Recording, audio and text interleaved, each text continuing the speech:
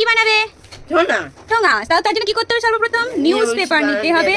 News পেপারের এই যে বড় নিউজ পেপার, তাকে 4টে থান করতে হবে। তারপরে একটা অংশ কেটে নিতে হবে। কেটে নাও কাগজটা এতটা। এটাকে কি করতে হবে? রাউন্ড আপ করতে হবে। রাউন্ড আপ মানে কি করতে হবে? এদিক থেকে এটা, এদিক থেকে এইটাকে এইভাবে। ওকে, এখানটা আঠা লাগাতে হবে। আঠা লাগিয়ে দাও। আঠা লাগাও। এটা স্ট্রেট আঠা হবে, পেট চিপলে আঠাটা বেরোবে। বাস, এবার এটাকে জয়েন করে দাও, সমান করে ইকুয়ালি করবে। ঠিক আছে? এবার কি করতে হবে বলো তো? এই যে তোমার এটা আছে, ভাঁজ করো এটাকে। ভাঁজ করে দিলে ভালো করে। ভাঁজ করার পর কি করতে হবে বলো তো? এই যে জায়গাটা আছে, এই জায়গাটা এটাকে এরকম করে দিতে হবে। এটা হয়ে গেল মোটামুটি। এই হলো। এবার এইদিকে ভাঁজ, এদিকে ভাঁজ। তাহলে এদিক থেকে আর এটা এদিক থেকে।